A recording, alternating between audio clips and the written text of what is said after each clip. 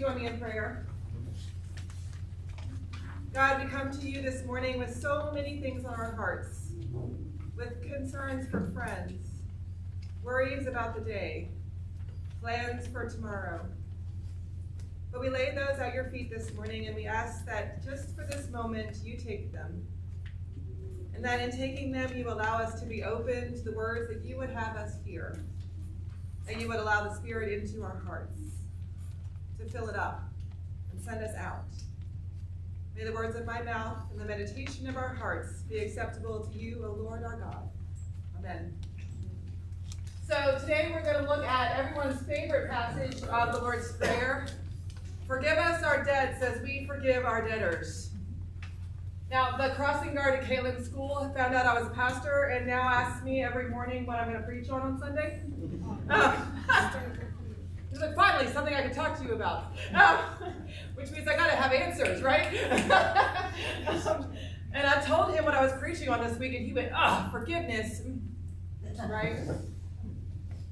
Because he has no obligation to pretend like he, is excited about what I'm going to preach about, right? Forgiveness.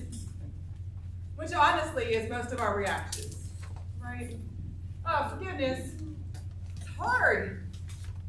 But before we get too far into the forgiveness part, I thought we should settle for once and for all the debate about debts versus trespasses.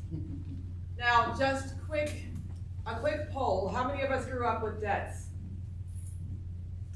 Right? How many of us grew up with trespasses? Yeah, how many of us grew up saying something totally else? Some people say sins. Anybody? Right, that's about 50-50, right? We've got a 50-50 showdown happening here. So I'm going to solve this forever. You ready? Okay, here we go. So the Greek word that is used in the Lord's Prayer is ophthalmata, which means that which is owed to me. That which is owed to me. So what we're really praying for is to forgive us that which is owed to me, God, as we forgive what other people owe to us. And so Presbyterians have always translated that debts, which makes sense when you think about it, because debts are really money that we owe to the bank, or that somebody owes to us. And so that's why the Presbyterians always did debts. So where did trespasses come from? So there's this guy named William Tyndale, and he wrote the first English translation of the Bible in 1574. And what he was trying to do was to smooth everything over. And so what he did was look at the context of the whole passage. And it turns out that just after the Lord's Prayer, when Jesus is telling everybody what the Lord's Prayer means, he uses the word paraptoma, which means to walk through or trespass. And so what William Tyndale did was said, well, this is what Jesus meant. I'm just going to transport it back into the Lord's Prayer, right? And I'm going to translate it as trespasses so everybody understands what we're talking about. So who's right? Everybody. Doesn't matter. Not really. Because they both get across the same point, which is basically that we are forgiven in equal measure to what we are willing to forgive others. That we are forgiven based on our ability to offer grace to other people. It's a balancing act. That we can only be forgiven if we're willing to forgive other people. Either way, whether you translate debts or about trespasses, what Jesus is concerned about in this part of the prayer is our attitude. It's our attitude. Which, if you've been keeping track, the whole prayer is about our attitude, right? When we talk about God, the kingdom being God's kingdom and not ours, we're not talking about anything other than us realizing what our role is in the pecking order and having the right attitude. When we ask for our daily bread, what we remember is that God provides our daily bread and that we should have a thankful attitude. And this is just another step in Jesus saying that the Lord's Prayer is about changing our hearts and our minds. It's not a one-to-one correlation. There's no giant ledger book in heaven where Jesus said, well, today Nicole forgave her mother one thing, and so Penny, you now are required to forgive Nicole one thing. It's equal, right? That's not how this works. It's about how we look at the ability to offer and extend grace, even when it's not necessarily what we would choose to do. We all know people who seem to be filled with some sort of inner anger or bitterness. I was sitting at Carowinds yesterday while the kids were riding the bumper cars, and down the wall, you know what you do at Carowinds when you're not on the ride is you watch everybody else, right? And down the wall a bit from us was a guy who immediately, his kid got on the ride, and immediately as soon as the kid sat in the car, he started yelling, "Hit him! Hit him real hard! Get him! Hit him real hard! Get him!" Well, Miss Liz in her judgment was sitting over here, you know, like, right?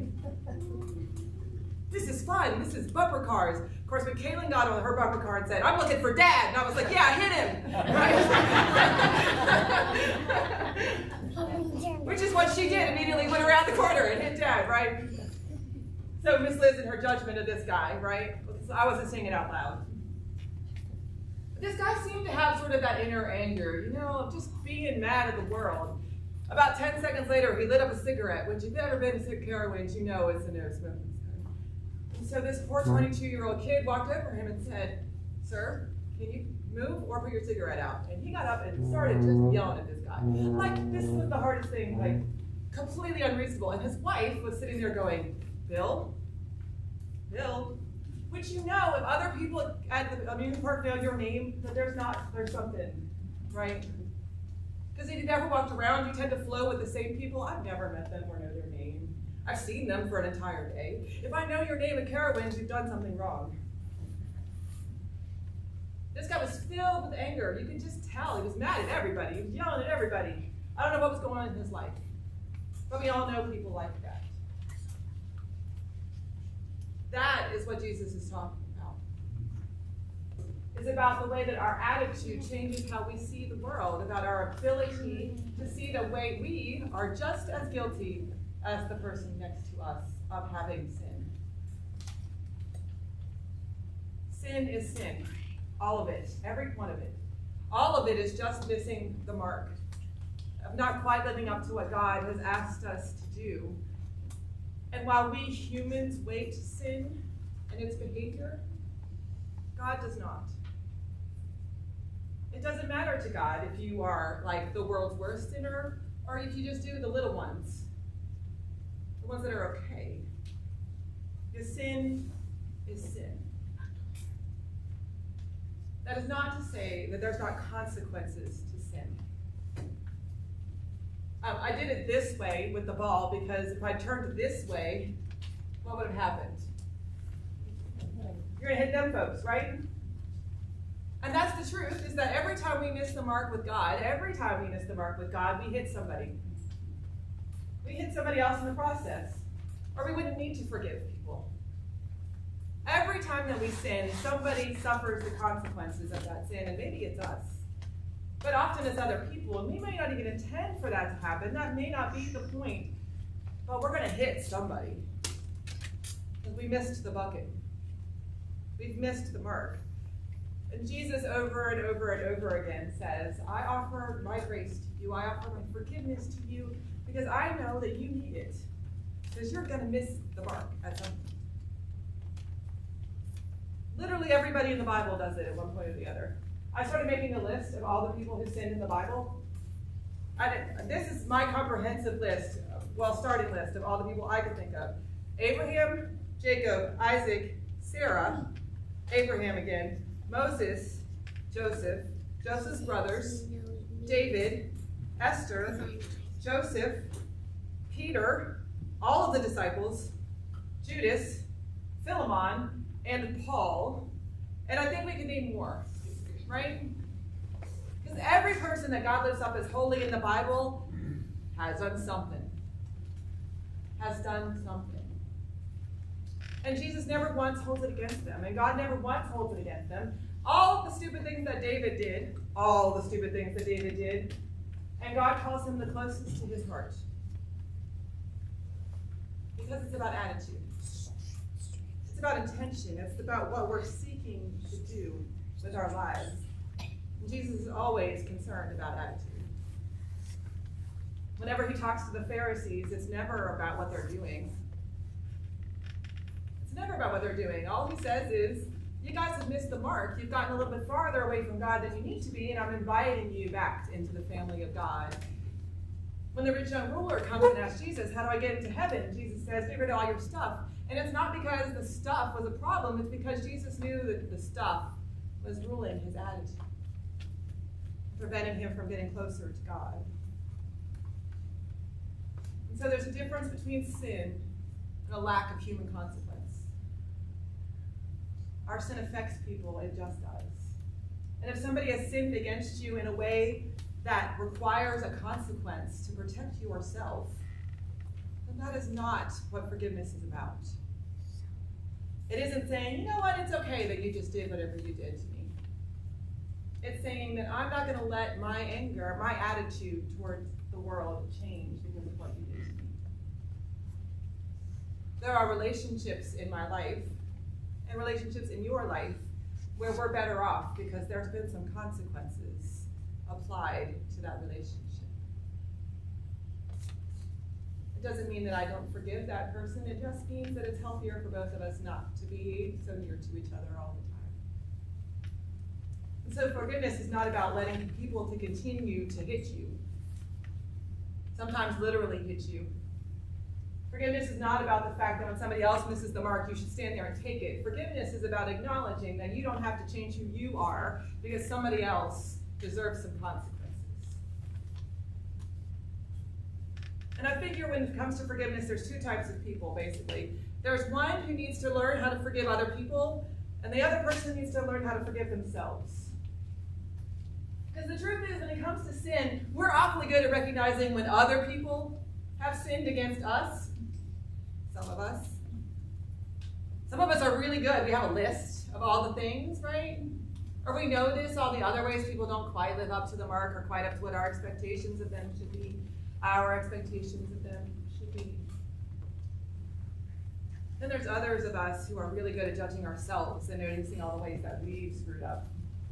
All the ways that we didn't quite live up to what we think we should be. So there's both sides. We need forgiveness in both places.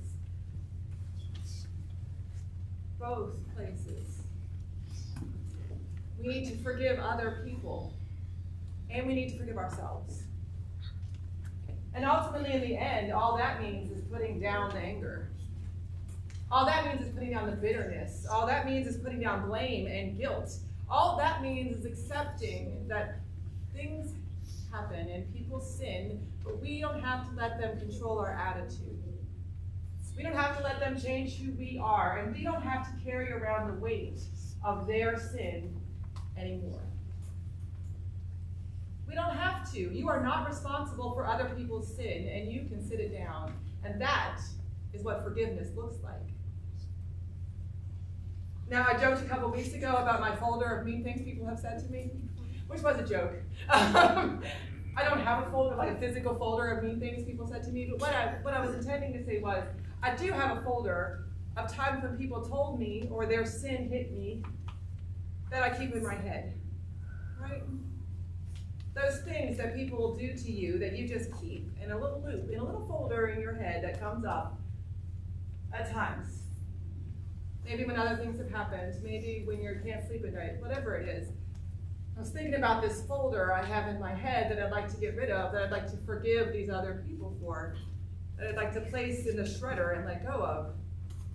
And I remember in my fifth grade year, I moved schools halfway through the year, and I got an English teacher, Mrs. Scott, and she asked us to write an essay on what the Liberty Bell means to me.